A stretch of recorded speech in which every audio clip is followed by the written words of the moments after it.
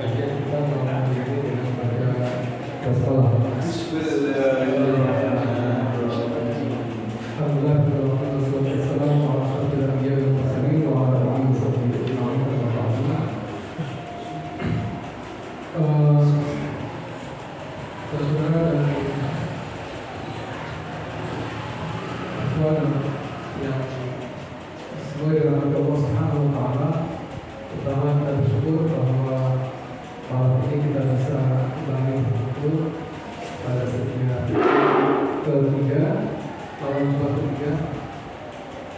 Untuk kita melakukan kajian Islam yang mudah-mudahan itu bisa bermanfaat bagi kehidupan kita.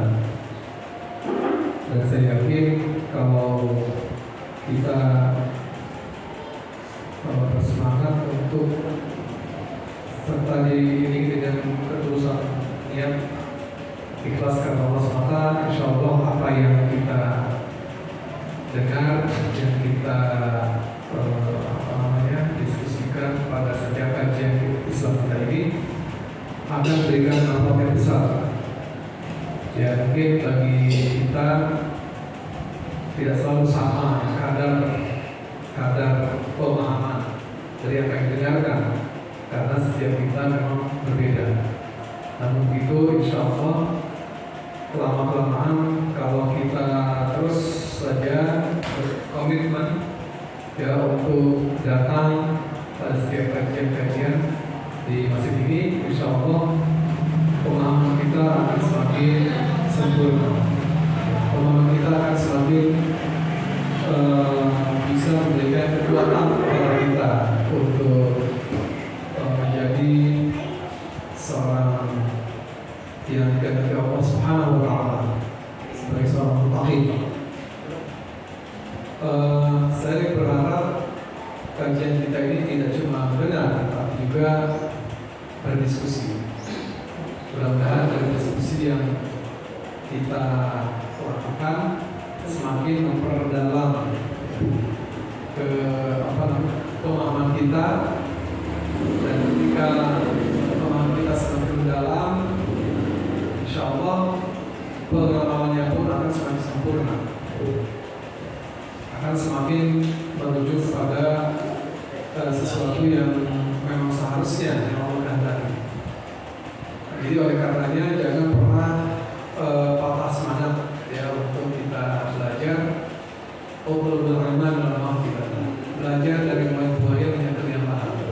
Artinya belajar itu tidak boleh berhenti, dan itu juga wajib hukumnya, karena dengan belajar kita bisa berkualitas dalam ibadah kita, berkualitas dalam amaliyah kita, berkualitas dalam apa saja yang harusnya kita pahami dari pedoman hidup kita.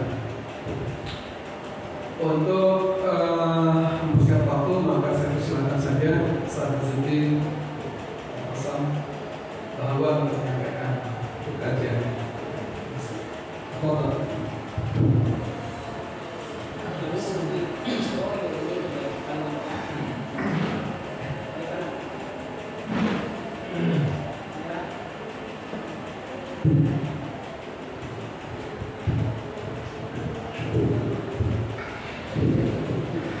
Bismillahirrahmanirrahim. Assalamualaikum warahmatullahi wabarakatuh. Alhamdulillahil azizil ghaffar, jaa bi kulli shay'in bi miqdar, munzil al-kitaba wa hikmatan li taqwim as-suluk wal afkar. Sallallahu ala nabiyyina nabiyil mukhtar wa ala man tabi'ahum bi ihsan ila yaumil qarar. Rabbi shrah li sadri wa yassir li amri wa hlul 'uqdatam min lisani yafqahu qawli. اللهم لا سهل إلا ما جعلته سهلا وأنت تجعل الحزن إذا شئت سهلا. اللهم يسر كل عسير والطف بنا في تيسير كل عسير، فإن تيسير كل عسير عليك يسير، فأنت مولانا فنعم المولى ونعم النصير. Alhamdulillah, Ustaz Salim dan saudara-saudara dari Allah Subhanahu wa Ta'ala, alhamdulillah Allah Subhanahu wa Ta'ala masih mempertemukan kita di masjid yang barakah ini, masjid masjid yang insyaallah Subhanahu wa taala senantiasa berkati dan istiqomahkan siapapun yang aktif di masjid ini, dan keduanya salawat serta salam telah tercurahkan pada junjungan kita Nabi Muhammad sallallahu alaihi wasallam alladzi rahmana an-nasa bi hurmati dan yang telah mengantarkan kita dari masa-masa yang mungkin pada saat itu masyarakat tidak mengetahui hakikat dari kehidupannya, tidak mengetahui tujuan daripada kehidupannya. Maka Allah Subhanahu wa taala bimbing mereka melalui Rasulullah sallallahu alaihi wasallam sehingga kehidupan mereka yang begitu mewah, kehidupan mereka yang mungkin tidak paham arahnya kemana, Rasulullah mengarahkan kehidupan yang sebenarnya. Pada saat Rasulullah SAW di Madinah, Rasulullah ketika membangun Masjid Nabawi, beliau bukan hanya duduk tenang, diam, tidak melakukan apa-apa, tidak membantu, tidak seperti itu Rasulullah SAW. Rasulullah SAW turun juga untuk membantu para sahabat membangun Masjid Nabawi. Sehingga Usama bin Zaid pada saat itu memprotes Rasulullah SAW dan mengatakan, wahai Rasulullah, engkau ini sudah tua, umur engkau sudah setengah abad, ya, karena perjalanan Nabi Muhammad SAW dari Mekah ke Madinah. Perjalanan Rasulullah SAW hijrah Nabi atau periode Mekah itu sekitar 13 tahun. Kalau pengutusan Nabi Muhammad SAW sebagai Nabi itu di umur 40, maka umur Rasul pada tahun ke-13 kenabian itu sekitar 53 tahun. Di umur 53 tahun, di umur kayaknya kamu bisa mungkin baik. Di umur beliau yang 53 tahun, beliau tidak hanya duduk-duduk memimpin masyarakat Madinah saat itu untuk membangun Masjid Nabawi, tapi beliau juga ikut mengangkat ya batu-batu yang telah diolah, yang telah diatur oleh para sahabat ya. Dan Nabi juga ikut mengangkat batu tersebut dan diletakkan sebagai fondasi Masjid Nabawi. Dan Rasulullah SAW juga ikut membangun dinding-dinding Masjid Nabawi. Sampai Usama bin Zaid mengatakan, wahai Rasulullah, umur ini sudah lebih dari setengah abad. Sudah, biarkan kami saja yang melakukan pembangunan ini. Biarkan kami yang muda-muda yang bergerak untuk membangun masjid ini. Tapi apa kata Rasulullah SAW? Kata Rasulullah SAW, hayat al-akhirah, bahwa kehidupan yang sebenarnya itu adalah kehidupan akhirat. Tidak penting keberadaan hidup kita di dunia ini jika kehidupan dunia ini kita gunakan untuk berfoya-foya, kita gunakan untuk kesenangan duniawi saja. Kalau kita tidak berorientasi kepada akhirat, maka apa guna kehidupan kita di dunia ini saja?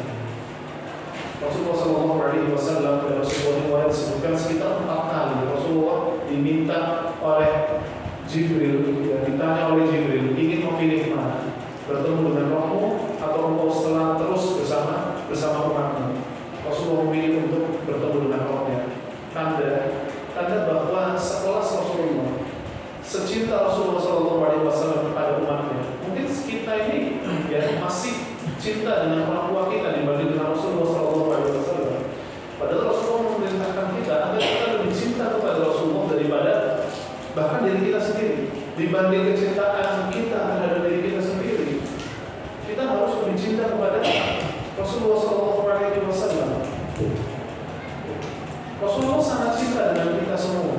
Rasulullah begitu enggan melihat umatnya terjerumus di dalam keburukan. Tapi kecintaan Rasulullah SAW kepada umatnya itu tidak lebih besar dibanding dengan kecintaan Rasulullah SAW bersama kepada Allah Subhanahu wa Ta'ala. Pada saat di akhir hayat Rasulullah SAW, beliau berkhutbah kepada para sahabat sahabatnya dengan mengumpamakan bahwa ada seorang hamba yang hamba tersebut diberi dua pilihan oleh Tuhan. Dan pilihan pertama adalah tetap bersama kawan-kawannya. Pilihan kedua adalah bertemu dengan Rabbnya. Maka seorang hamba tadi menjawab bahwa dia ingin bertemu dengan Rabbnya. Para sahabat mengira bahwa Rasulullah hanya mengumpamakan tentang seseorang. Ya. Para sahabat mengira bahwa itu hanya sekedar cerita untuk memperkuat iman para sahabat, sehingga ketika diberi dua pilihan antara hidup di dunia atau di akhirat, maka hendaklah memilih untuk akhirat. Semua sahabat hanya menganggap itu hanyalah sebuah edukasi biasa dari Rasulullah kepada sahabatnya. Tapi hanya ada satu orang yang menangis ya, dengan tangisan yang sejadi-jadinya, dan itu adalah Abu Bakar. Sampai Umar dan para sahabat bertanya, "Wahai Abu Bakar, kenapa kamu menangis?" Rasulullah hanya menggambarkan tentang seseorang yang diberi pilihan ya, bertemu dengan Allah atau tetap di dunia. Ya. Lalu setelah itu Abu Bakar berkata kepada para sahabat yang lainnya dan berkata kepada Rasulullah, "Wahai Rasulullah, tolong jangan tinggalkan kami. Ya, nafdika, kami memberikan jiwa kami dan memberikan orang tua kami semuanya untukmu ya Rasulullah, asalkan kau tidak meninggalkan kami." Dan semua sahabat ketika mendengar perkataan Abu Bakar tadi, para sahabat langsung menangis. Ternyata orang yang dimaksud oleh Rasulullah SAW adalah beliau sendiri. Para sahabat menangis dan mengatakan kepada Rasulullah, "Ya Rasulullah, kami berikan jiwa kami berikan orang tua kami berikan keluarga kami, asalkan satu, kau tidak meninggalkan kami ya Rasulullah." Sekarang mungkin selama ini kita hanya mencintai Rasulullah hanya di akal pikiran saja. Kita mencintai Rasulullah SAW di dalam otak kita saja. Pernahkah kita bertanya pada hati kita ini cinta nggak sih sama Rasulullah? Atau hanya otak kita saja yang cinta kepada Rasulullah? Saat kita ditanya bagaimana kecintaan kita kepada Rasulullah, cara kita cinta kepada Rasulullah SAW bagaimana, kita mungkin semua akan menjawab kita menaati perintahnya dan menjauhi larangan. Itu hanya urusan teknis. Tapi hati terkadang tidak bisa dilogikakan. Hati tidak bisa ditekniskan.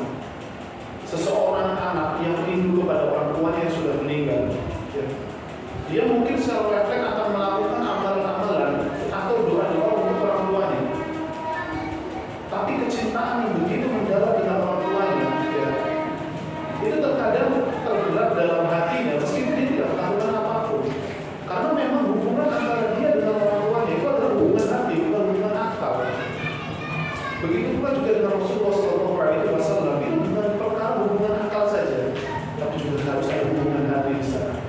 Untuk itulah jika Rasulullah SAW menunjuk ilham kita, hal pertama apa yang kita lakukan kepada beliau? Baik, jawabkan kepada Allah Subhanahu wa Ta'ala. Kita akan melanjutkan kembali pembahasan dari mukadimah ya. Kita akan melanjutkan kembali pembahasan mengenai tadabbur juz amma. Kemarin kita sudah membahas surat Al-Ikhlas. Sekarang kita akan membahas satu surat yang bukan Al-Ikhlas kemarin, surat An-Nas. Pada hari ini kita akan membahas tentang satu surat yang berkaitan dengan orang-orang kafir, berkaitan dengan orang-orang yang cinta pada Allah Subhanahu wa Ta'ala, yaitu surat Al-Kafirun. Allah Subhanahu wa Ta'ala berfirman, "A'udzu billahi minasy syaithanir rajim. Bismillahirrahmanirrahim. Qul ya ayyuhal kafirun." Katakanlah wahai Muhammad, wahai orang-orang kafir. Qul ya ayyuhal kafirun. Surat Al-Kafirun ini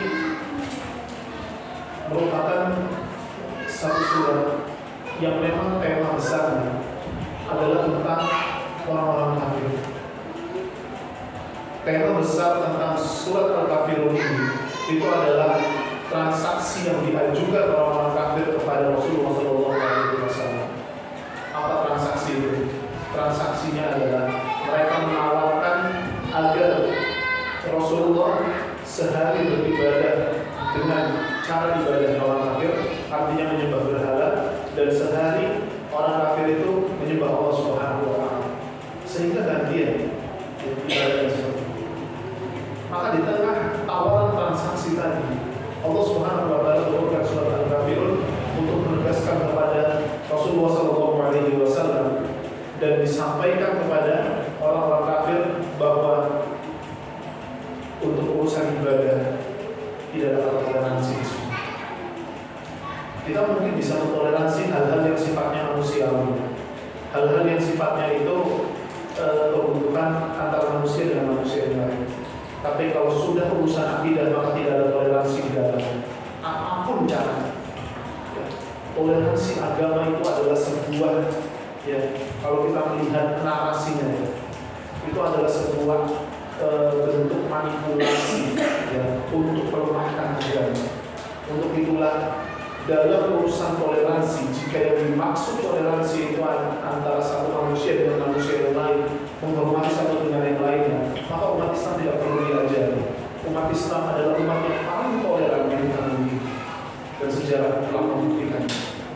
Tapi kalau sudah urusan akidah, sudah urusan ibadah, maka tidak ada toleransi di sana. Sebentar lagi kita akan masuk 25 Desember, ya. Kita akan lihat, ya, bagaimana ramainya nanti, ya, ramainya tentang bahas-bahas masalah toleransi seperti ini. Ini akan ramai, dan ini saya pikir pertemuan pada hari ini adalah waktu yang sangat relate, waktu yang sangat cocok untuk mempertebal keimanan kita bahwa, ya, kita memiliki batas dalam diri kita. Kita memiliki batas khusus untuk urusan agama, maka tidak ada toleransi. Urusan akidah dengan urusan ibadah misalnya. Baik. Allah Subhanahu wa taala berfirman, "Qul ya ayyuhal kafirun." Katakanlah wahai Muhammad, wahai orang-orang kafir. Saya di sini pernah menyampaikan bahwa Allah Subhanahu wa taala tidak pernah sekalipun menyebut di dalam Al-Quran, tidak pernah sekalipun Allah Subhanahu wa taala memanggil orang kafir di Al-Quran. Tidak ada. Silahkan cari satu ayat yang dimana Allah Subhanahu wa taala memanggil orang kafir. Dan kita berkali-kali dipanggil oleh Allah Subhanahu wa taala dalam narasi ya ayyuhalladzina amanu. Ya ayyuhalladzina amanu, ya ayyuhalladzina amanu. Tapi Allah sekalipun tidak pernah memanggil orang kafir. Mungkin sebagian kita akan bertanya, lalu bagaimana dengan ayat qul ya ayyuhal kafirun? Bukankah itu adalah panggilan kepada orang-orang kafir? Betul, itu adalah panggilan kepada orang-orang kafir. Tapi bukan Allah yang memanggil.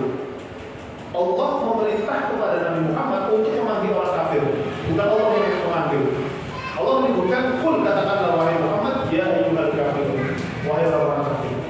Artinya Allah memerintahkan kepada Nabi Muhammad untuk memanggil orang kafir, bukan Allah sendiri yang memanggil orang kafir.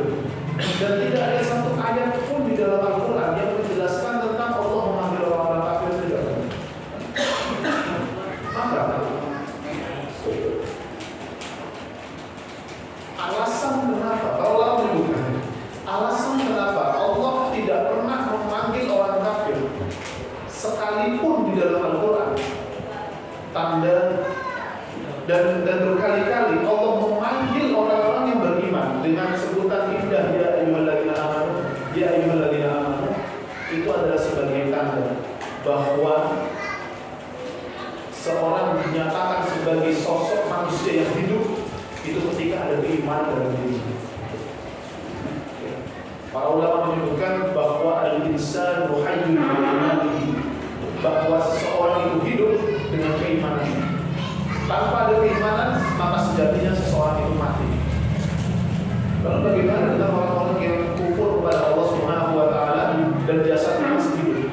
Tentu jasadnya masih hidup, tapi roh mereka, tapi hati mereka, tapi hakikat kehidupan mereka telah meninggal.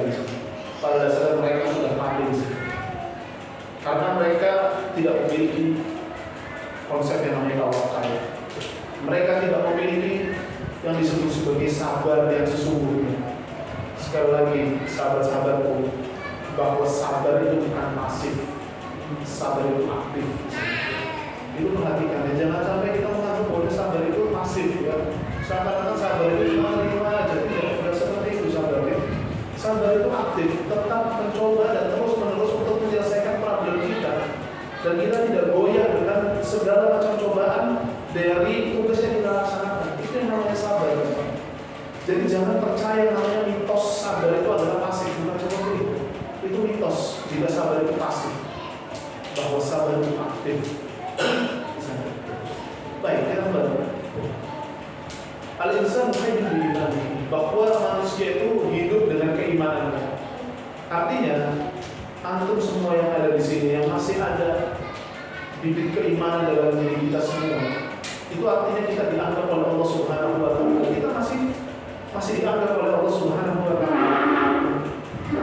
Kalau Allah masih memberikan keimanan kepada kita, meskipun dunia itu membenci kita, meskipun dunia itu sulit sekali bagi kita, tapi selama masih ada keimanan karena bahwa Allah masih hidup kepada kita. Di kajian ibu-ibu saya sampaikan bahwa dalam proses doa Allah Subhanahu wa taala terkadang tidak mengistijabah doa kita, tapi masih memberikan pahala kepada kita. Karena inti dari doa itu adalah beribadah. Maka ketika kita berdoa, kita mendapatkan dua keutamaan atau kita mendapatkan dua hasil. Hasil pertama itu adalah pahala, dan hasil kedua adalah diistijabah oleh Allah Subhanahu wa taala. Saat kita tidak dikabulkan atau doa kita tidak dikabulkan oleh Allah Subhanahu wa taala, maka kita masih mendapatkan satu hal. Apa itu? Pahala dari Allah Subhanahu wa taala. Kalau pahala itu didapatkan oleh kita, artinya ketika kita berdoa mungkin tidak dikabulkan, tapi kita mendapatkan pahala, tanda bahwa Allah Subhanahu wa taala ridho kita masuk ke dalam surga. Apa yang Allah kasih itu adalah pahala di sana. Pahala itu adalah tiket untuk masuk surga.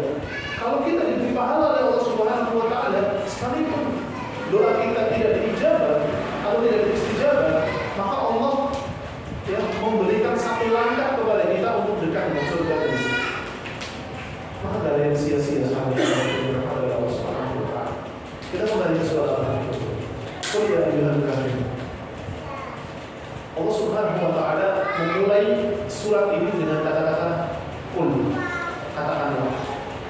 Para ulama tafsir menyebutkan, jika di dalam satu surat terdapat atau di ayat disebutkan kata qul, maka objek atau tema yang sedang diperintah pada saat itu wajib untuk disebarkan satu. Ketika Allah menyebutkan qul huwallahu ahad, katakanlah Muhammad bahwa Allah Subhanahu wa taala adalah ahad di situ. Maka itu juga berlaku kepada semua umat manusia untuk mendakwahkan Islam ini dengan mengatakan bahwasanya Allah Subhanahu wa taala itu ahad. Ketika Allah menyebutkan qul a'udzu birabbin nas, ya, maka Allah Subhanahu wa taala selain memerintahkan kita juga memerintahkan selain memerintahkan Rasulullah, tapi Allah Subhanahu wa taala juga memerintahkan kita untuk bisa berlindung kepada Allah Subhanahu wa taala selalu dari hal-hal yang buruk di sana. Maka ketika dalam surat Al-Kafirun disebutkan qul ya ayyuhal kafirun, katakanlah wahai Muhammad, wahai orang kafir. Maka tema yang diperintahkan itu wajib untuk kita dakwahkan. Artinya siapapun antum di sana, siapapun anda di sana, antum semua terkena beban untuk mendakwahkan dakwah tauhid ini, ya. Untuk mendakwahkan bahwa Allah Subhanahu wa taala la ilaha illallah di sana. Siapapun anda, dengan cara apapun, tidak selalu antara saya dengan Ustaz Salim saja, tidak. Ya, tapi antum semua yang ada di sini itu memiliki tugas untuk bisa mendakwahkan dakwah ini. Entah bagaimana caranya. Misalkan kita sedang ada di warung kopi, sedang ngopi bareng dengan tetangga-tetangga kita, ngopi bareng kawan-kawan kita di situ, ya. Lalu ada sedikit pembahasan mengenai agama, sampaikan bahwasanya la ilaha illallah, ya. Sampaikan bahwa yang mengatur kehidupan kita adalah Allah Subhanahu wa taala. Sampaikan bahwa sesungguhnya Allah Subhanahu wa taala yang selalu menemani kita. Seperti itu. Artinya saat kita kalau bahasa Jawa itu campuran. Pada saat kita cangkruk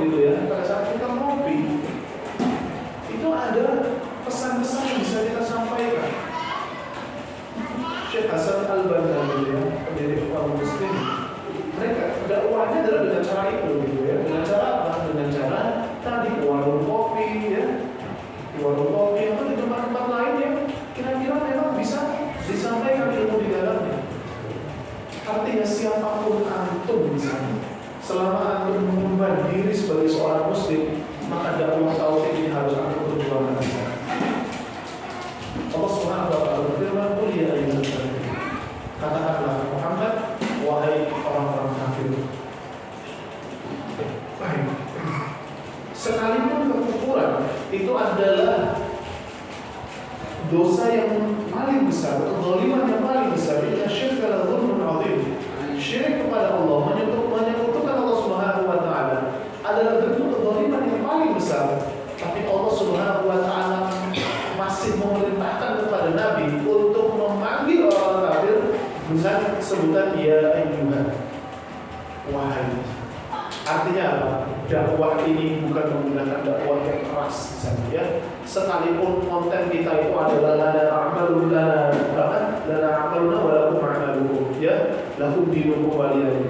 Ada perbedaan yang memang harus kita jaga di situ, ya. Ada perbedaan yang memang harus yang tidak ada kata toleran di sana. Tapi pada saat dalam konteks berdakwah, maka kita harus menggunakan kata-kata yang lembut. Maka kita harus menggunakan cara-cara yang baik di sana, ya. Tergantung bagaimana tentang orang-orang yang memusuhi kita. Kalau misalkan mereka bisa menerima dakwah kita, artinya mau mendengarkan kita, sampaikanlah dengan ucapan-ucapan yang baik di sana. Baru ketika mereka melakukan hal-hal yang tidak diinginkan, barulah kita bisa bersikap tegas di situ. Ya. Dan itulah cara-cara yang Rasulullah SAW ajarkan. Rasulullah tidak melulu diam dan tenang-tenang saja, tidak. Tidak melulu dengan cara-cara yang lembut, tidak seperti itu. Tapi terkadang Rasulullah SAW pun juga melakukan dengan cara-cara yang cukup tegas di sana. Ya, perang Mu'tah. Ya, perang Mu'tah. Perang Mu'tah itu latar belakangnya adalah delegasi Rasulullah. Rasulullah mengutus salah seorang delegasi untuk menyampaikan dakwah di Kaisar Romawi. Tapi pada saat delegasi tersebut sampai di hadapan Kaisar Romawi dan menyampaikan tentang dakwah Islam agar dakwah Islam bisa diterima di bumi Romawi, maka delegasi tersebut dibunuh oleh Kaisar Romawi saat itu juga. Padahal kita tahu kalau dalam konteks kenegaraan, jika misalkan Indonesia mengirimkan mengirimkan menteri luar negeri, ya, ke negara Amerika misalnya, ya, untuk mengadakan yang namanya kerjasama misalkan, ya mengadakan kerjasama atau pembangunan wisata halal misalkan seperti itu, datang ke Amerika untuk membuat proyek bersama wisata halal. Terus tiba-tiba menteri luar negeri itu dibunuh sama tentara Amerika, dibunuh oleh presiden Amerika. Maka dalam hukum internasional Indonesia wajib untuk menyerang di sana bahwa ini adalah bahwasanya ini adalah itu tadi, ya, peringatan perang di sana. Karena delegasi itu sangat mahal sekali dikirim oleh sebuah negara untuk bisa menyampaikan atau membuat proyek bersama, tapi ternyata delegasi itu dibunuh. Maka tidak salah kalau misalkan menteri luar negeri Indonesia, ya, atau delegasinya itu terbunuh oleh orang Amerika, lalu Indonesia menyatakan perang kepada Amerika. Memang sudah seharusnya seperti itu untuk menjaga marwah sebuah negara. Dan dalam hukum internasional itu berlaku, ya. Dan Rasulullah pun juga melaksanakan hal yang sama. Rasulullah mengirimkan delegasi ke Romawi, ya, dan setelah itu delegasi tersebut dibunuh oleh Kaisar Romawi. Rasulullah otomatis sebagai pemimpin negara pada saat itu menyatakan perang kepada bangsa Romawi. Maka terjadilah perang Mu'tah di sana, ya, antara kaum muslimin melawan tentara Romawi saat itu. Nah, artinya apa? Artinya dakwah kita itu memiliki atau tergantung daripada konteks kehidupan kita. Ada memang yang harus didakwahkan dengan dakwah yang lembut, ya. Ada yang harus didakwahi dengan dakwah yang memang perlu sedikit pendekatan yang agak lain di situ, ya, lembut, tenang dan lain sebagainya. Ada yang memang perlu dengan ketegasan di sana. Perlu adanya keterangan bahwa kita sebagai seorang mukmin memiliki yang namanya marwah, memiliki yang namanya karakter, bahwa sesungguhnya umat Islam itu tidak berhak untuk diinjak-injak. Maka itulah kenapa Allah Subhanahu wa taala menurunkan qul ya ayyuhal kafirun untuk menegaskan bahwa keimanan itu lebih tinggi dari apapun. Qul ya ayyuhal kafirun, katakanlah Muhammad, wahai orang yang beriman. Coba perhatikan Allah menggunakan kata al-kafirun. Al-kafirun dalam bahasa Arab artinya orang-orang kafir. Jadi bukan satu orang kafir, tapi banyak orang kafir di sana. Artinya apa? Artinya musuh-musuh Islam, orang-orang yang hendak untuk menghancurkan Islam, orang-orang yang hendak untuk melemahkan Islam. Jadi tidak mungkin satu. Tidak mungkin satu. Mereka pasti bersekongkol satu dengan yang lainnya, ya, untuk mencoba untuk menggerogoti Islam. Ya. Jadi tidak mungkin satu, karena Allah menyebutkan bentuk jamak ini sebagai peringatan kepada Allah dan peringatan juga kepada kita bahwa urusan dakwah ini itu perlu adanya kolaborasi yang baik. Artinya perlu terorganisir dengan baik, ya, karena lawan-lawan dari Islam itu pasti mereka pun juga tidak sendiri di sana. Ya. Itu yang pertama. Yang kedua adalah Allah di sana menggunakan kata al-kafirun. Al-kafirun itu artinya orang-orang kafir banyak, ya. Kalau satu kafir atau satu orang yang kufur itu disebut sebagai kafir. Ya. Kalau orang kafirnya banyak itu ada dua bentuk. Bentuk pertama itu adalah kufar, bentuk jamaknya, dan bentuk kedua itu adalah kafirun. Pertanyaannya adalah kenapa Allah Subhanahu wa taala menggunakan kata kafirun tidak menggunakan kata kufar? Itu yang pertama, pertanyaan pertama. Yang kedua, kenapa Allah Subhanahu wa taala menggunakan bentuk isim fa'il? Isim fa'il itu artinya pelaku, subjek. Misalkan contoh kata dasarnya sapu. Maka orang yang menyapu disebut sebagai penyapu, gitu, ya. Memukul, orang yang memukul disebut sebagai pemukul. Nah, gitu. Ya, jadi pelaku itu kan biasanya berawalan p, gitu ya, berawalan p, lanjut dengan kata dasarnya di sana. Nah, isim fa'il juga sama, bentuknya seperti itu. Kafir artinya pelaku kekufuran, gitu. Ya, pelaku kekufuran. Nah, kenapa Allah menggunakan bentuk subjek, menggunakan bentuk menggunakan isim fa'il, bukan menggunakan kata kerja? Bukan menggunakan kata kerja. Jadi kan kalau penyapu sama orang menyapu itu kan beda. Kalau penyapu berarti sosoknya memang sebagai penyapu di situ. Ya, kerjaan dia adalah penyapu. Pemukul berarti memang kerjaan dia atau dia melekat karakter yang namanya pukul di situ, bukan pukul. Tapi kalau orang menyapu, itu kan bisa jadi dia sekarang menyapu, setelah itu tidak, gitu. Berarti kalau misalkan ada orang menyapu, orang memukul, itu berkaitan dengan waktu. Tapi kalau pemukul, penyapu, itu nggak ada kaitan dengan waktu, itu sudah berkaitan dengan karakter orang tadi. Ya, mudah-mudahan bisa dipahami ya. Peminum, misalkan peminum khamar gitu kan ya, peminum. Orang disebut sebagai peminum karena sudah karakter dia itu doyan minum khamar gitu. Tapi kalau orang meminum khamar, itu bisa jadi dia meminum pada hari ini, besoknya nggak minum gitu.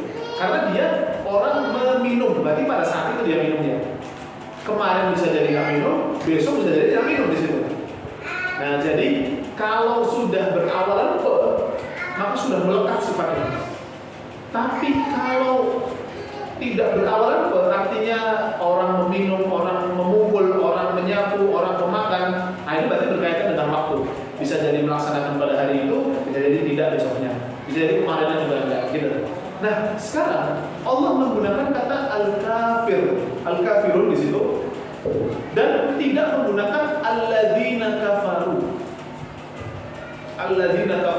yaitu orang-orang yang kufur.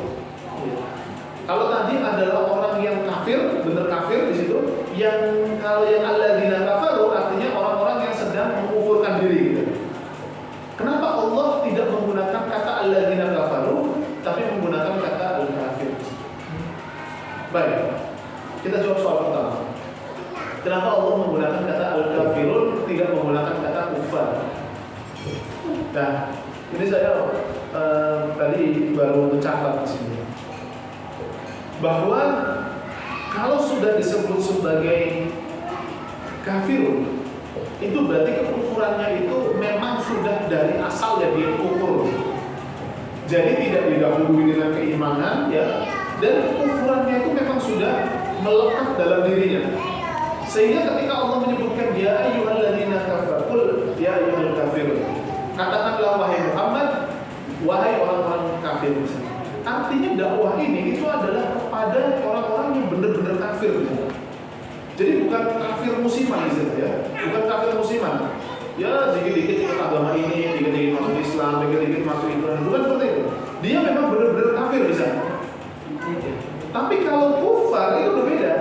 Kalau kufar itu ya bisa jadi dia awalnya memang seorang mukmin di situ.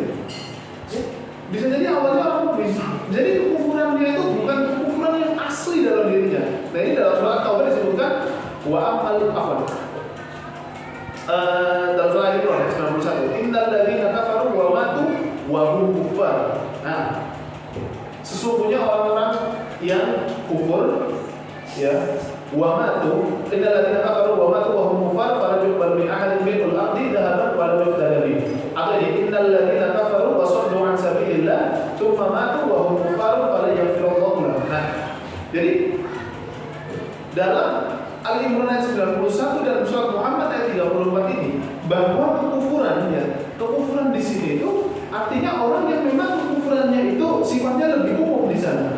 Artinya bisa jadi dia berawal dari keimanan, bisa jadi setengah-setengah kekufurannya, ya. Dia bisa dari kufur terus tiba-tiba beriman lagi lalu kufur lagi, sifatnya lebih umum.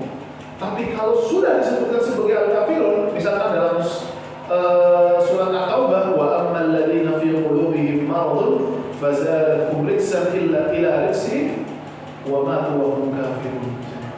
Yaitu orang-orang yang ada penyakit dalam hatinya dan dia dalam penyakit ada hatinya dan mereka itu meninggal, maka dia meninggal dalam keadaan kafirun misalnya. Artinya memang sudah melekat kekufuran dalam dirinya. Jadi artinya Allah memilih bentuk al-kafirun itu sebagai bentuk peringatan kepada mereka dan objek dakwah kita. Artinya, kalau kita wajib untuk mendakwahi orang-orang yang benar-benar kafir, apalagi orang-orang yang kafir itu masih setengah-setengah gitu. Ya. Apalagi orang-orang yang masih kafir masih setengah-setengah, itu lebih kita dakwahi di sana.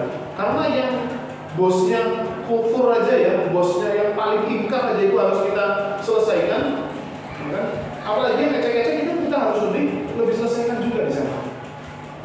Yang pertama. Yang kedua, Allah menggunakan kata subjek al-kafir, bukan menggunakan kata alladzina kafaru, bukan bentuk kata kerja yang memiliki jenjang waktu. Nah, ini untuk lebih spesifik lagi di sana ya, bahwa sesungguhnya perintah Allah Subhanahu wa taala, panggilan Allah Subhanahu wa taala kepada mereka yaitu kepada orang-orang yang berkufur di sana. Bukan dia sama seperti pemahaman yang pertama, bahwa bukan kufur yang angin-anginan, sehari kafir sehari tidak, ya, atau orang yang kufurnya itu ya tidak begitu beriman banget sama ajaran mereka di situ. Jadi artinya perintah Allah Subhanahu wa taala untuk dakwah bahkan kepada orang-orang yang memiliki kekufuran yang begitu tinggi. Dan panggilan kepada mereka harus dengan panggilan yang mungkin perlu kita bisa. Lalu konten dakwah apa yang harus kita sampaikan kepada mereka? Apa itu? Qul ya ayyuhal kafirun la a'budu ma ta'budun. Bahwa aku tidak menyembah apa yang kalian sembah. La a'budu ma ta'budun. Aku tidak menyembah apa yang kalian sembah. Allah Subhanahu wa taala menyebutkan di sini konten tentang sebuah dakwah bahwa tidak ada yang namanya toleransi dalam urusan ibadah. Tidak ada toleransi dalam urusan intisari dalam sebuah agama di sana tidak ada. Ya. Maka tidak pantas ketika misalkan ada seorang mukmin yang menggunakan aksesoris yang digunakan oleh orang-orang kafir di sana, entah itu mobil Natal atau apa itu tidak diperbolehkan. Mengucapkan selamat, jalan selamat bagi agama-agama lain itu tidak diperkenankan.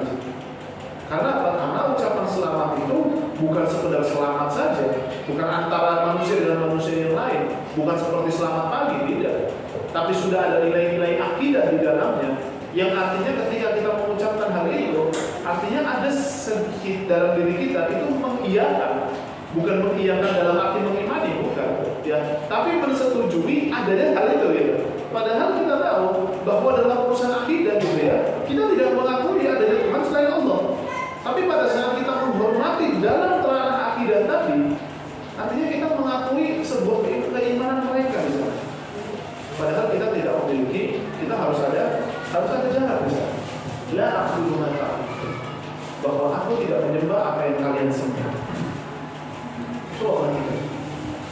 Allah menggunakan kata saya tidak menyembah saya, artinya langsung menunjuk kepada diri Rasulullah SAW. Ya. Dan Allah menyebutkan orang-orang yang kufur itu dengan bentuk jamak. Apa yang kalian sembah? Apa yang kalian sembah? Coba kita perhatikan di sini. Kenapa pada kali lagi? Karena kalau perintah untuk beribadah itu, ya, artinya begini, bahwa kami tidak akan beribadah kepada Tuhan mereka. Harusnya kan bukan Rasulullah SAW saja, tapi kita pun sebagai umat Islam itu harus, ya, itu harus juga tidak beribadah atau tidak mengabdi kepada Tuhan-Tuhan mereka. Tapi kenapa yang disebutkan hanya di Rasulullah SAW saja? Para ulama menyebut bahwa Allah hanya mengkhususkan kepada Nabi Muhammad SAW karena Tuhan yang disembah atau sikap Rasulullah, ya, itu pasti akan diikuti oleh orang-orang beriman di sana. Pasti akan diikuti oleh orang beriman. Seluruh orang-orang beriman pasti akan mengiyakan apa yang dilaksanakan Rasulullah SAW. Tapi ketika Allah menyebutkan la a'budu ma ta'budun, apa yang kalian sembah, berarti tandanya apa? Tanda bahwa mereka semua itu tidak dalam satu pemahaman dalam urusan beribadah, tidak dalam satu keyakinan dalam beribadah. Tanda bahwa konsep keagamaan mereka itu lemah pada dasarnya, tidak memiliki konsep keagamaan yang kuat di sini. Kalau kita berbicara tentang yang namanya, kita berbicara perbandingan agama misalnya, saya itu semakin yakin, saya mencoba untuk, saya pribadi ya, ini pattern saya sebetulnya. Saya itu mencoba untuk merasionalkan banyak hal. Saya mencoba untuk merasionalkan banyak hal. Meskipun tidak semua itu harus bisa dirasionalkan, tidak semua itu bisa dirasionalkan. Tapi setidaknya saya itu adalah orang yang ingin mengetahui yang namanya hikmah dari setiap syariat Allah. Ya. Maka dari situ akhirnya saya bisa menemukan beberapa jawaban-jawaban dari pertanyaan-pertanyaan yang menggelitik. Misalkan contoh pertanyaan yang paling menggelitik itu, ya, kalau sekalian, kalau berkaitan dengan hari kiamat, itu pernah itu ada yang nanya bersama saya, Ustaz, katanya kiamat itu kan hari Jumat gitu, Ustaz. Lalu gimana kalau negara yang masih Kamis? Ya, negara yang masih Kamis itu gimana? Itu gimana kiamatnya gitu? Apa kiamatnya gantian atau gimana? Awalnya memang kalau kita melihat pertanyaan-pertanyaan menggelitik seperti ini kan sulit gitu ya untuk menjawabnya.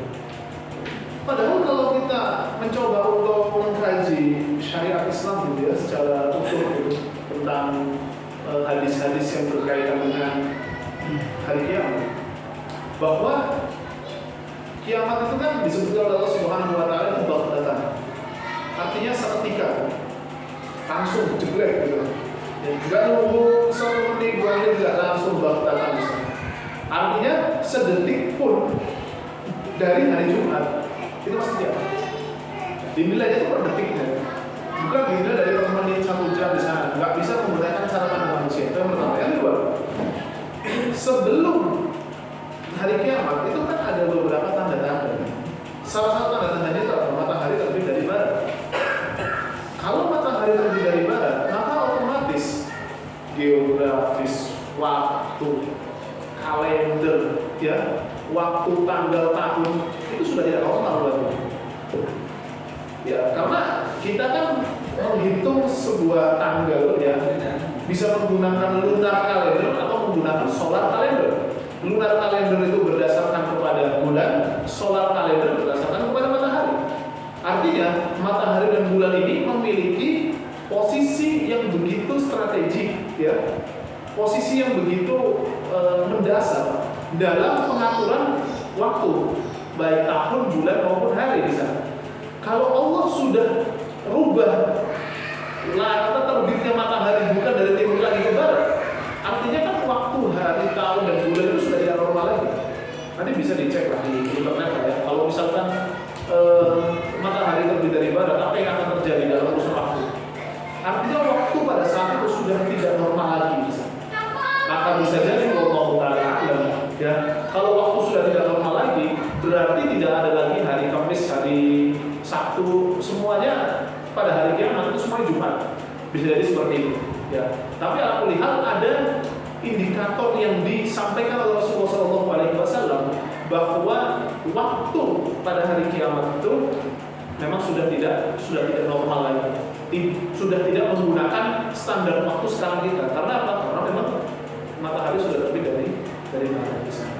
Nah, ini kan menjadi pelajaran sesungguhnya bagi kita tentang bagaimana kita bisa mencari hikmah-hikmah dan bisa mendetilkan pembahasan kita sehingga sampai hari ini gitu ya, sampai hari ini tuh saya semakin yakin gitu. Dan sampai sekarang ini saya mungkin sering kali saya ingin bertanya kepada banyak orang yang belajar, kenapa Anda itu tidak menjadi Islam? Kayaknya nggak mungkin manusia itu, nggak muslim itu nggak mungkin. Kalau dia itu orang cerdas, dia orang pintar yang biasa belajar, nggak mungkin orang tersebut itu menjadi kufur, itu nggak mungkin. Ya gitu. Kecuali memang ingin jauh dari Allah, kecuali memang ingin membanggakan Allah SWT, itu beda cerita. Tapi jika kita mengikuti fitrah kita, mengikuti cara berpikir yang benar di sana, maka kita tahu banget ya tentang bagaimana agar kita itu bisa menjadi muslim yang baik dan pastilah menuju ke Islam misalnya. Logika kita itu ya bapak sekalian, itu tidak akan sampai kalau kita itu mencoba membaca semua keinginan kita di sini. Logika kita coba. Saya ingin memberikan satu pendekatan bagaimana logika kita itu sebetulnya lemah sekali. Kalau ada satu tenda, ya, ada satu tenda, dan ternyata ada kerapian di situ ya, ada kayu bakar di situ. Dan di kayu bakar tadi sudah tidak ada apinya, lalu ada asap di sana. Maka logika kita akan mengatakan bahwa ternyata tadi itu ada orang yang menyalakan kayu bakar di sini, yang menyalakan api di sana. Ya. Nah, logika kita sampai di situ untuk memikirkan bahwa ada orang tadi itu pasti ada orang yang menyalakan api di situ. Tapi logika kita tidak akan pernah bisa menjawab siapa orang yang menyalakan. Artinya dalam tahap itu logika kita tidak digunakan. Ada batas dari logika tadi. Nah, mengetahuinya siapa yang membakar itu butuh namanya informasi. Maka kelemahan logika ada di sini. Ya. Jadi kalau kita melihat secara proporsional diri manusia, kita melihat secara proporsional kehidupan ini, maka nggak ada alasan sih. Benar-benar tidak ada alasan orang itu menolak Islam, itu nggak ada alasan. Dia harus menerima Islam, harus menerima Islam. Kalau tidak menerima Islam itu berarti tandanya memang ada masalah dalam pikirannya atau ada masalah dalam emosi. Baik, kita lanjutkan. Allah Subhanahu wa Ta'ala menyebutkan la a'budu ma ta'budun, bahwa aku tidak menyembah apa yang kalian sembah, bahwa aku tidak mengabdi apa yang kalian abdi di sana. Nah, salah-salah kepada Allah Subhanahu wa Ta'ala, Allah memulai dengan la a'budu ma ta'budun dan mengakhirkan wala antum 'abidun ma 'abadtu. Allah memulai dari agar kita tidak mengabdi, kita tidak menyembah apa yang mereka sembah. Artinya Allah Subhanahu wa Ta'ala menginginkan kepada kita bahwa urusan ketegasan agama, ketegasan dalam urusan akidah itu memang harus dimulai dari kita. Ya. Bukan dimulai dari mereka untuk menghormati kita terlebih dahulu, tidak.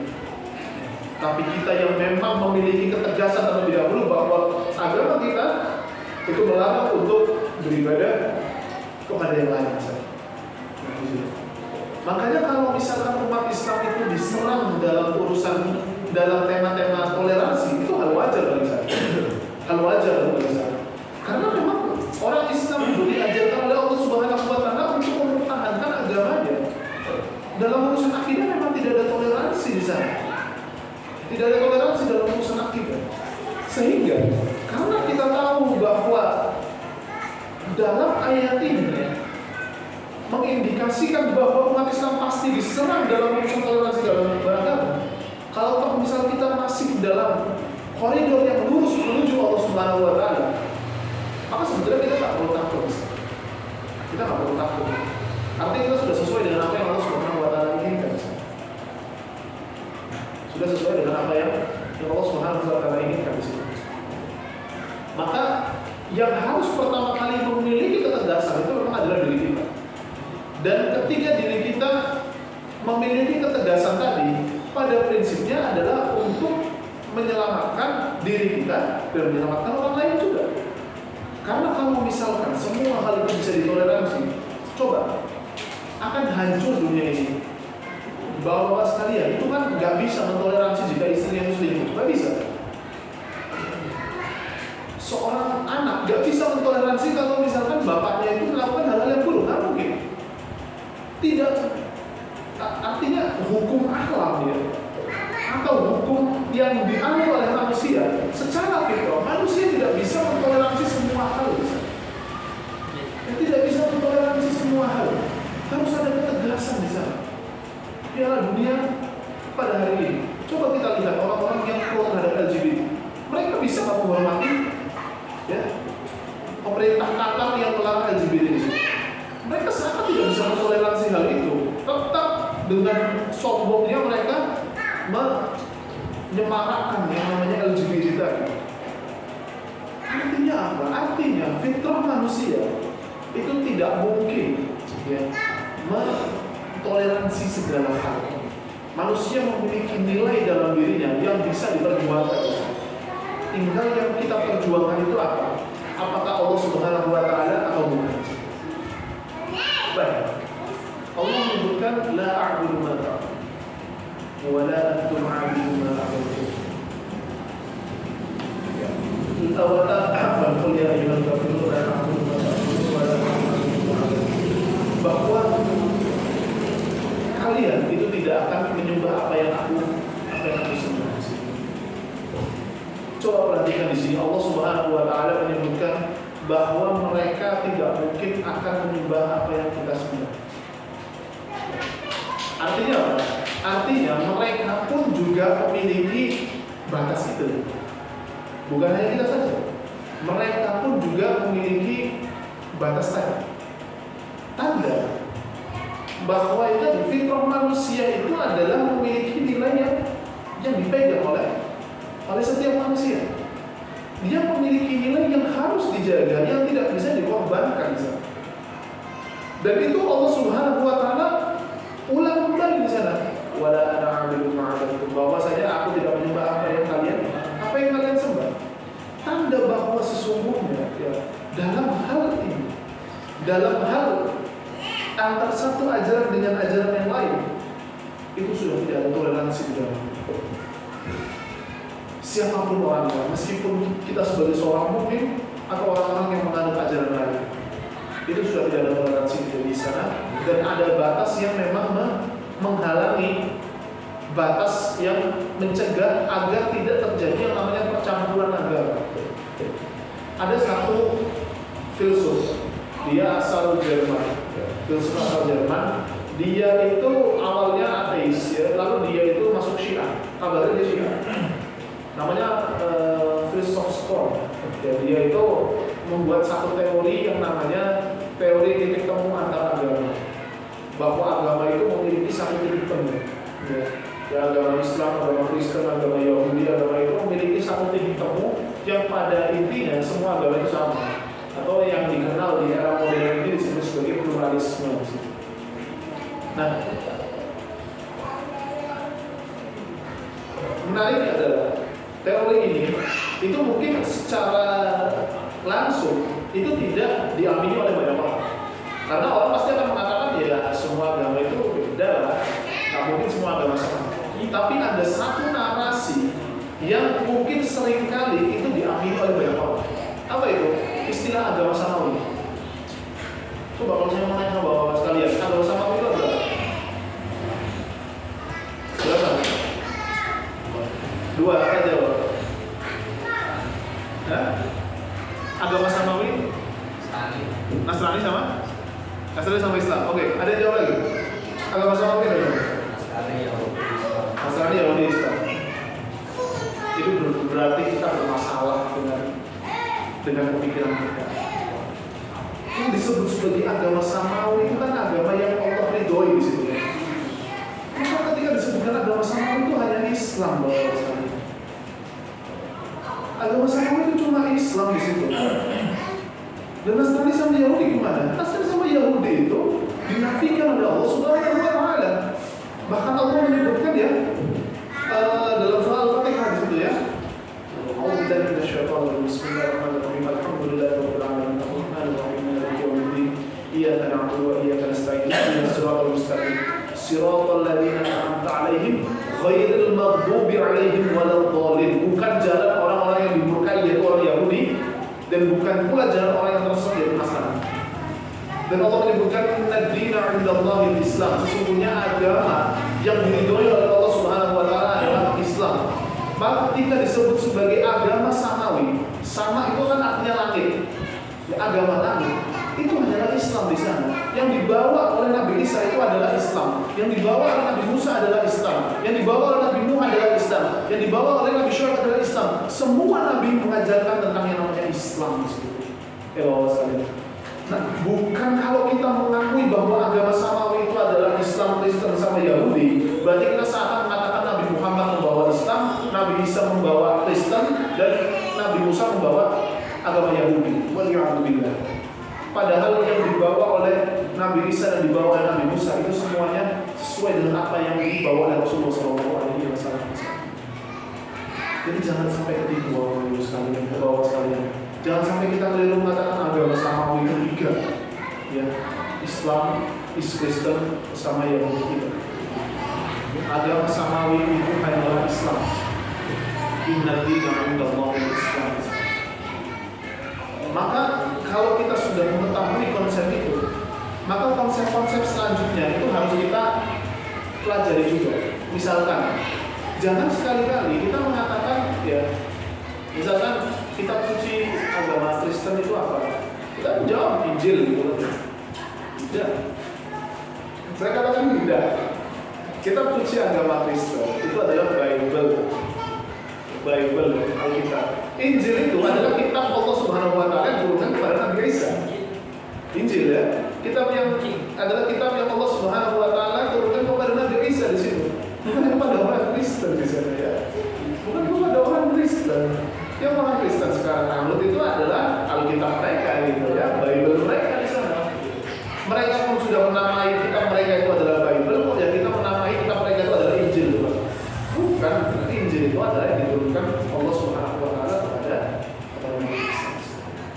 Nah, dari situ kita mencoba untuk menata ulang ya, cara berpikir kita di sana ya, agar kita itu tidak terjerumus secara tidak langsung.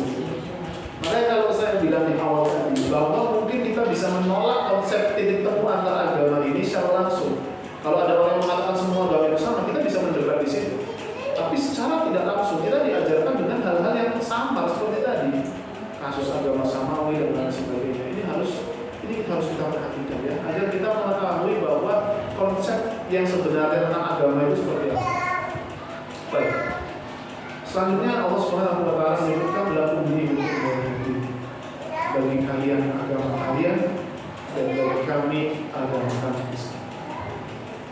Di Disinilah letak di mana Allah Subhanahu wa taala mengajarkan bahwa urusan agama itu memang berbeda. Tidak berhak untuk dipersatukan. Tidak bisa dicampur-campur di sana, ya. Tidak bisa dilakukan campur-campur di situ. Nah, kalau kita mengetahui konsep ini, maka nanti turunannya akan mudah sekali. Ya. Saya kasih beberapa tambahan berkaitan dengan kata din. Ya. Lakum dinukum waliyadin. Bagi kalian din kalian dan bagi kami din kami. Kata din itu bukan sekedar agama saja. Karena seringkali kita itu mengartikan din itu sekedar agama gitu. Kalau sudah berkaitan dengan agama, maka agama itu sesuatu yang diyakini.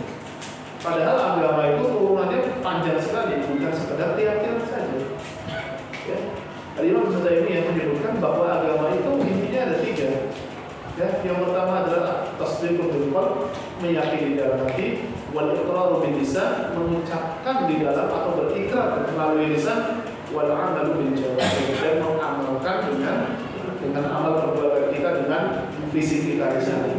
Artinya keimanan inti itu dalam hati, ya keimanan inti itu dalam hati, dan untuk bisa mengeluarkannya atau bisa diakuinya di sana, ya aksesnya itu adalah ketika dia sudah bersyahadat di sana. Nah, ketika dia sudah beriman dalam hati dan sudah memproklamirkan keimanannya dengan mengucapkan asyhadu an la ilaha illallah wa anna muhammadar rasulullah atau wa anna muhammadar abduhu wa rasuluh, maka mereka wajib untuk melaksanakan keimanan yang ketiga. Apa itu? Yaitu dengan mengamalkan amal saleh di sana. Mengamalkan amal saleh di situ. Tapi khusus untuk amal ini kaitannya dengan naik dan turunnya keimanan di situ. Ya. Meskipun nanti akan ada perbedaan pendapat, cuma mayoritas ulama mengatakan ini, bahwa apakah orang yang tidak pernah melakukan amal sekalipun, misalkan dia sudah syahadat di situ, lalu dia nggak pernah sholat misalkan seumur hidup dia, apakah dia tetap dalam keimanan atau tidak? Nah di situ ada perbedaan ulama yang sangat panjang di sana. Ya. Cuma Al-Imam Syafi'i menyebutkan bahwa dia tetap dalam keadaan keimanan, meskipun statusnya nanti akan diserahkan kepada Allah Subhanahu wa taala. Tapi kita sebagai seorang muslim itu tetap menganggap bahwa mereka dia itu adalah orang yang beriman misalnya. Karena dia tidak pernah menampakkan dirinya atau memproklamirkan dirinya itu sebagai orang yang kufur atau keluar dari Islam. Meskipun ada beberapa ulama-ulama lain yang mengatakan bahwa dia tidak bisa dikategorikan sebagai orang yang beriman karena dia sama sekali tidak pernah melakukan imaduddin atau tiang agama ini, yaitu sholat misalnya. Baik, ad-din, agama itu bukan sekedar keyakinan saja, tapi di dalamnya juga ada ikrar, ada perbuatan juga di dalam. Maka kalau kita membaca satu buku, ya ini buku yang dikarang oleh salah satu mufakir atau filsuf besar di abad ini, yang beliau ini dulu mengajar di tempat Ustaz Salim kuliah ya, di IAIN itu, Syekh Muhammad Nafi Balakas. Beliau membuat satu buku Islam dan Sekularisme. Beliau menyebutkan bahwa makna din itu juga makna din ya, itu ada turunan makna. Bahwa ada yang disebut sebagai din, ada yang disebut sebagai dain. Din dan dain. Din artinya agama, dain artinya hutang. Nah, dalam bahasa Arab dalam bahasa Arab itu setiap perubahan kata yang memiliki huruf sama, hanya perbedaannya itu ada perbedaannya itu di harokat, itu memiliki hubungan satu dengan yang lain. Ya. Misalnya antara din sama dain. Din itu agama, dain itu artinya hutang. Antara dua kata itu memiliki hubungan yang sangat erat. Apa itu? Bahwa dalam beragama itu ada unsur yang namanya keberhutanan di situ. Nah, "Faman yuridillahu qardan hasanan fayudha'ifahu ad'afan katsira." Barang siapa yang berinvestasi kepada Allah Subhanahu wa taala, maka dia akan mendapatkan hasil investasi itu dengan sangat banyak, akan dilipat gandakan oleh Allah Subhanahu wa taala. Artinya ketika kita beragama, pada dasarnya kita adalah berhutang pada Allah Subhanahu wa taala.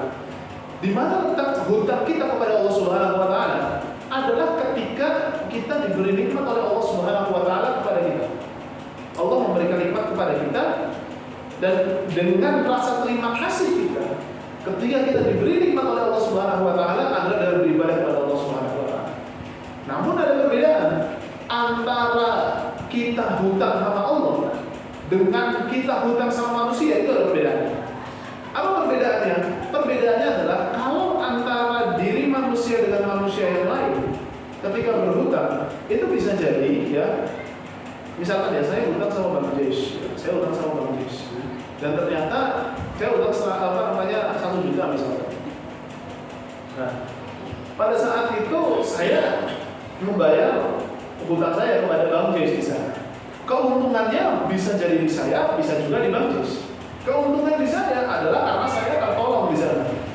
Dan ada keuntungan bagi Bang Jais juga. Apa itu?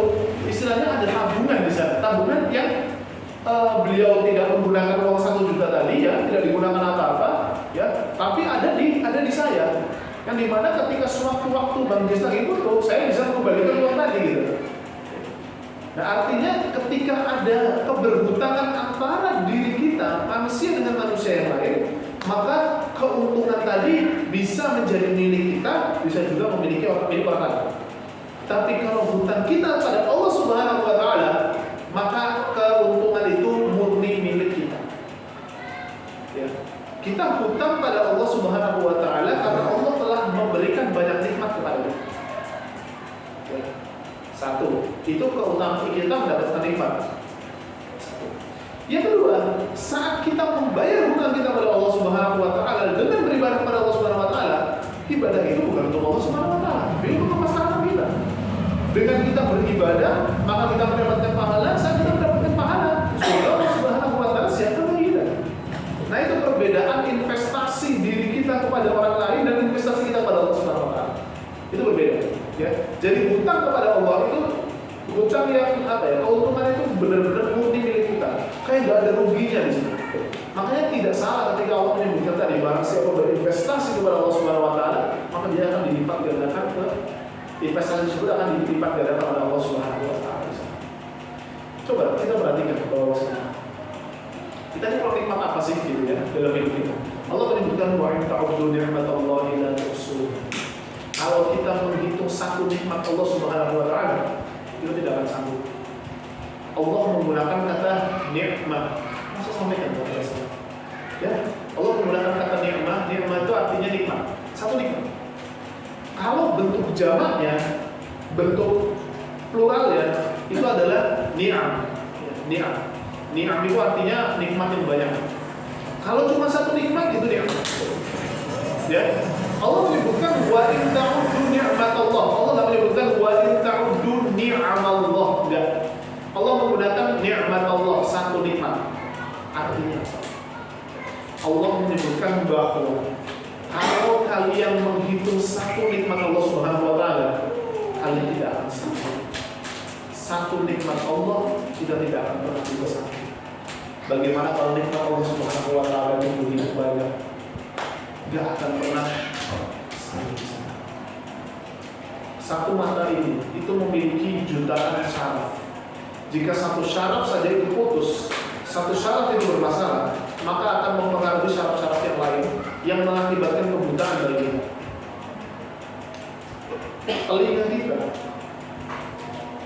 didesain oleh Allah Subhanahu wa taala agar proporsional, agar tepat di sana. Coba bayangkan jika ada orang yang memiliki pendengaran yang sangat tajam, ya, suara yang ada di 1 kilometer sana, kita bisa dengar betapa berisiknya diri kita. Gak akan pernah bisa konsen di situ. Ya.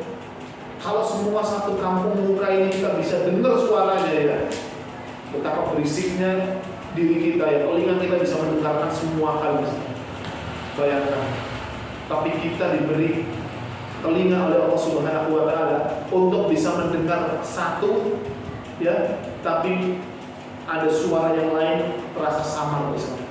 Sehingga kita mungkin bisa mendengarkan satu suara tapi bukan dengan suara yang lain. Proporsional sekali itu Allah Subhanahu wa taala memberikan kenikmatan telinga. Kita diberi kenikmatan hidung di sana, penciuman. Dalam ilmu ilmu perminyak-wangian ya, kalau sekalian. Dalam ilmu perminyak-wangian itu kan kalau kita pakai satu minyak wangi, misalkan bubur itu kita pakai satu minyak wangi. Itu kan biasanya bau pertama itu kan nikmat sekali, wanginya nggak hilang-hilang. Tapi 2 kali, 3 kali, itu 3 kali kita pakai, wanginya ya biasa aja, udah hilang di situ. Nah, saya pernah nanya sama orang ya, alhamdulillah ada urusan minyak wangi di situ. Orang Arab misalnya banyak yang jual minyak wangi dan jadi saya tahu. Jadi gini, cara agar kita ya bau minyak wangi itu bisa terasa terus, itu minimal kita harus punya 3 minyak wangi. Karena hidung ini tidak bisa mencerna atau tidak bisa mencium 2 bau yang sama dalam beberapa waktu. Jadi misalkan dulu kita pakai minyak wangi malaikat subuh di situ ya. Lalu asalnya kita pakai malaikat subuh lagi gitu kan. Itu cuma sekilas gitu aja tapi nggak wangi lagi. Mungkin orang lain merasa bahwa kita wangi, tapi kita nggak akan mencium wangi malaikat subuh lagi gitu. Tapi kalau misalkan kita pagi ya duhurnya kita pakai malaikat subuh, insyaallah malaikat betul insyaallah. Baik. Paginya atau duhurnya kita menggunakan malaikat subuh gitu kan ya. Terus asalnya kita menggunakan silver di situ ya. Kita menggunakan minyak wangi yang lain di situ. Nah ini wanginya pasti akan tahan lama di sana. Kita akan mencium wangi yang berbeda di situ. Ya wangi yang berbeda dan hidup kita itu akan beradaptasi dengan wangi yang kedua di sana dan akan melupakan wangi yang sama, wangi yang sebelumnya. Dan saat kita menggunakan malaikat subuh lagi misalnya ya, karena ada bentangan namanya merek minyak wangi itu malaikat subuh itu ya, kalau yang belum tahu. Kita akan setelah kita menggunakan yang silver, lalu kita menggunakan malaikat subuh lagi, nah itu nanti akan baunya akan terasa lagi gitu. Jadi minimal itu harus 3 misalnya. Nah, poin pentingnya adalah kenapa kok penciuman kita gitu itu bisa mengidentifikasi satu wangi dan menafikan wangi yang lain dan bisa sangat adaptif seperti itu, bisa berubah-ubah dan tidak bisa beradaptasi dengan wangi yang sama dalam beberapa waktu. Kalau misalkan kita bisa mencium semua hal di satu kampung muka ini, kita bisa cium semuanya, ya betapa nggak enaknya itu ya hidung kita di situ ya. Ada bau yang enak gitu kan, ada bau yang nggak enak di situ. Tapi alhamdulillah kita bisa mencium itu cuma jarak beberapa di radius berapa meter saja gitu. Dengan begitu adaptifnya kita gitu ya, apa ada penciuman kita di sana. Ada orang yang memiliki penciuman tajam, ada orang yang tidak memiliki penciuman tajam, penciumannya biasa-biasa saja di sana. Artinya sedetil itu Allah Subhanahu wa taala memberikan nikmat kepada kita. Ini persoalan tentang tadi ya, telinga sama hidung. Belum lagi soal lidah gitu. Kita bisa tahu mana makanan yang manis, mana yang pahit, mana yang itu. Ya kecuali memang lidahnya bermasalah. Tapi artinya Allah Subhanahu wa taala sedetil itu memberikan nikmat kepada kita. Maka ketika Allah menyebutkan wa in ta'uddu ni'matallahi la tuhsuha, kalau kalian menghitung satu nikmat Allah Subhanahu wa taala, kalian tidak akan sanggup. Satu aja tidak akan sanggup. Apalagi mau hitung-hitungan sama Allah Subhanahu wa taala. Ya, mau hitung-hitungan ya. Lah maksa. Pemilih ada yang bukan kita di situ. Nikmat Tuhan mana lagi yang mau masih dustakan di situ. Satu saja itu kalian nggak akan pernah bisa mendustakan. Kita itu nggak mungkin membohongi diri kita sendiri ya dengan mengatakan ini cuma bau biasa saja, ini cuma nikmat biasa. Nggak bisa seperti itu. Ada satu lampu menyebutkan seperti itu. Ada salah seorang yang datang kepada ulama tersebut. Dia tidak disebutkan siapa ulama. Saya pernah membaca dan membayangkan. Seorang datang kepada ulama tadi dan mengatakan, wahai Syekh, saya diberi kemiskinan. Saya sekarang miskin. gimana caranya saya bisa kaya? Gimana caranya saya itu bisa mendapatkan pundi-pundi harta yang begitu banyak? Saya merasa bahwa kemiskinan ini membuat saya menjadi sulit. Kemiskinan ini menjadi saya begitu berat. Kemiskinan ini membuat saya makin tidak bisa dekat sama Allah Subhanahu wa Ta'ala. Karena saya melihat banyak sekali orang-orang kaya yang dengan kekayaan tadi dia bisa makin dekat pada Allah Subhanahu wa Ta'ala. Gampang buat sodako, gampang buat makan, bisa pergi ke masjid. Tapi dengan kemiskinan ini saya merasa bahwa susah sekali kita untuk dekat sama Allah Subhanahu wa Ta'ala. Gimana cara saya untuk bisa menjadi kaya di sini? Nah, Ulama ini menjawab, kalau kamu ini ibarat menggunakan mata uang Indonesia, kalau engkau memiliki dikasih Allah 1 miliar, tapi matamu diambil oleh Allah Subhanahu wa Ta'ala, kamu lalu mengatakan, enggak, nggak mau lah. Mata saya diambil untuk 1 miliar, enggak, orang mau. Oke. Kalau misalkan kamu dikasih 1 miliar, tapi kamu pilih, mau atau enggak? Ya nggak mau lah. Nggak bakal mau di sini. Oke, 2, 3. Kalau kamu punya tangan, dikasih 1 miliar, tapi tanganmu nggak ada. Mau atau enggak? Dia tak mau di sini. Oke, 4. Kalau kamu nggak dikasih kaki oleh Allah Subhanahu wa Ta'ala, tapi dikasih 1 miliar, mau atau enggak? Mau lah di sini. Kamu dikasih uang 1 miliar, tapi kamu dikasih penyakit oleh Allah Subhanahu wa Ta'ala. Dia waktu itu di dalam riwayat tersebut disebutkan kalau misalnya kamu dikasih kebotakan di situ ya, artinya nggak bisa tumbuh rambut lah, gitu ya. Sama sekali nggak bisa tumbuh rambut, tapi kamu punya 1 miliar, mau atau enggak? Dia nggak mau lah di situ. Pertama juga bisa. Baik. Sekarang kamu sudah menolak ya, 5 miliar, dan sekarang kamu memiliki nikmat yang lebih besar daripada 5 miliar tadi. Lalu kamu masih nggak mau bersyukur di situ? Kamu masih kebanyakan ngeluh di sana. Barusan kamu menolak 5 miliar, ya. Dan kamu sekarang memiliki nikmat yang jauh lebih besar, jauh lebih mahal dari 5 miliar tadi. Dan kamu sekarang masih nggak mau bersyukur di situ. Artinya, ya, fisik kita di sini itu adalah bentuk nikmat Allah Subhanahu wa Ta'ala yang Allah kasih kepada kita untuk dipergunakan agar kita makin dekat pada Allah Subhanahu wa Ta'ala. Sekalipun fisik ini sebetulnya bukan keutamaan nikmat, bukan termasuk nikmat yang paling utama, tidak. Ya. Tidak termasuk nikmat yang paling utama. Nikmat utama itu adalah keimanan. Makanya kenapa tadi saya sebutkan ya, Allah nggak pernah memanggil orang kafir, tapi Allah memanggil orang beriman. Karena nikmat terbesar itu adalah keimanan bahwa saya. Coba kita pikirkan, kita dikasih fisik yang begitu, alhamdulillah, yang laki-laki ganteng, yang perempuan cantik-cantik. Orang kafir pun juga dikasih yang laki-laki ganteng, yang perempuan cantik-cantik. Kita alhamdulillah dikasih ekonomi yang alhamdulillah cukup lah untuk kehidupan. Orang kafir pun juga sama, dikasih kecukupan juga. Kalau kita dikasih dari orang kafir dikasih, karena nikmat itu bukan nikmat yang mahal sebetulnya. Biasa saja di hadapan Allah Subhanahu wa Ta'ala. Tapi kalau ada nikmat yang diberikan khusus bagi orang beriman, tapi tidak diberikan kepada orang kafir, dan nikmat itu besar. Apa nikmat tadi? Nikmat tadi adalah nikmat iman. Karena iman yang hanya diberikan kepada orang-orang tertentu, tapi tidak diberikan kepada orang-orang yang ingkar pada Allah Subhanahu wa Ta'ala. Disitulah maka Allah menyebutkan lakum dinukum waliyadin, bagi kalian agama kalian dan bagi kami agama kalian. Karena Islamlah yang bisa menyelamatkan kita, teman-teman sekalian. Kita mungkin bisa berdiskusi banyak hal, kita bisa berdebat banyak hal, kita bisa mengkaji setiap detil-detil ajaran yang ulama ajarkan kepada kita.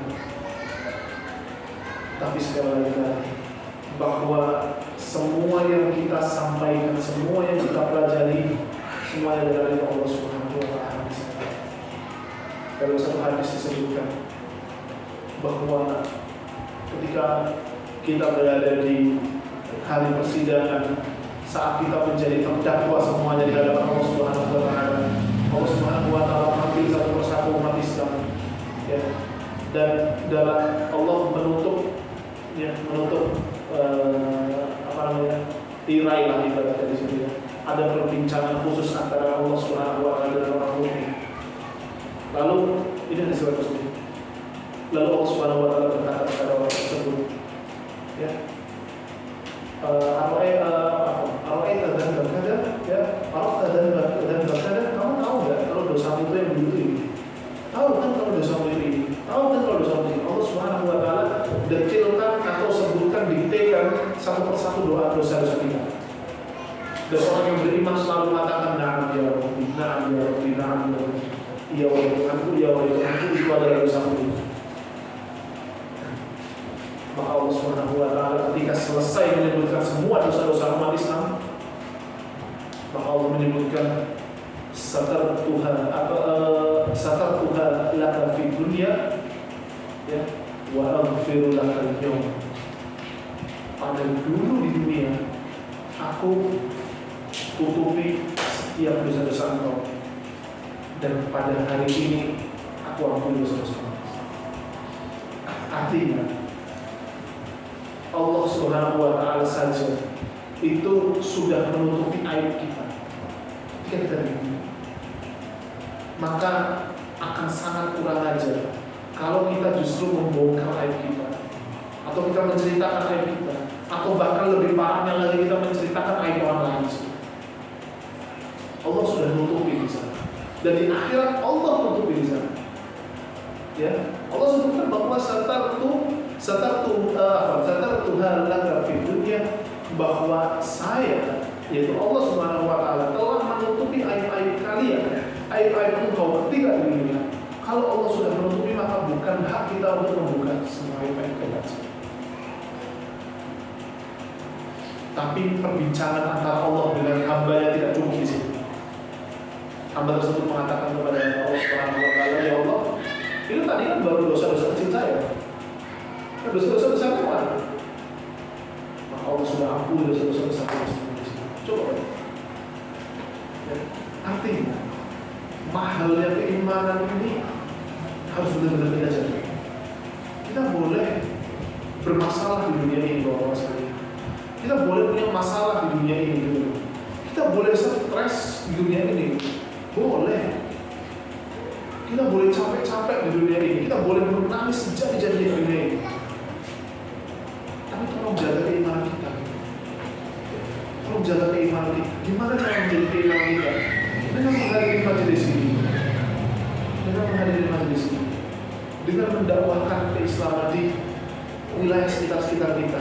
Kepada keluarga kita terlebih dahulu, kepada tetangga kita, kepada semuanya kita sampaikan pesan keselamatan ini. Karena mahal sekali yang Allah Subhanahu wa Ta'ala berikan kepada kita, dan ini dan Allah Subhanahu wa Ta'ala berikan kepada orang-orang di sana yang selalu ingkar Allah Subhanahu wa Ta'ala. Allah enggak kasih itu. Orang-orang kaya-kaya yang ada di kanan gading sana, yang ada di tinggi-tinggi sana, itu tidak diberi hidayah oleh Allah Subhanahu wa Ta'ala.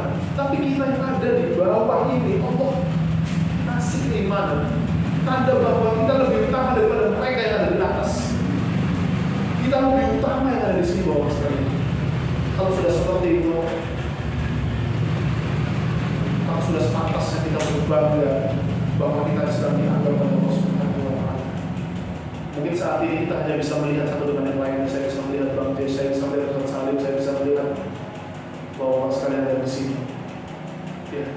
Mungkin saya belum mengenal semuanya gitu kan. Tapi Allah Subhanahu wa Ta'ala mengenal satu-satu dari diri kita. Dan Allah tahu dan Allah menyaksikan bahwa hari ini, di malam ini, di malam Jumat ini, di tanggal 15 Desember, Allah Subhanahu wa Ta'ala tahu kalau kita sedang membaca Quran, kalau kita sedang mengingatnya. Ala dzikrillah tatma'innul qulub, bukankah dengan berzikir kepada Allah Subhanahu wa Ta'ala itu akan menjadi hati kita tenang. Maka semoga apa yang dipelajari pada hari ini bisa memberikan keterangan dari bapak sekalian, atau jika ada yang ingin ditanyakan, pendeta Fakul. Silakan bapak sekalian. Ya langsung.